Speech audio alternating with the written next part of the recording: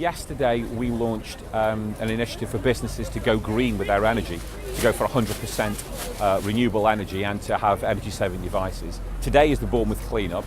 Tomorrow we announce a partnership with a waste company to help businesses deal with their commercial waste ethically, but also for them to save money as well. And then Friday we announce a big deep clean of the town, so we're going to be taking a washer and doing all the major routes within the town, getting rid of chewing gum, bringing the kind of brickwork back to colour, again to make the environment. So it's important for us this week that people can recognise that doing the right thing for both the town and for business can also save them money as well.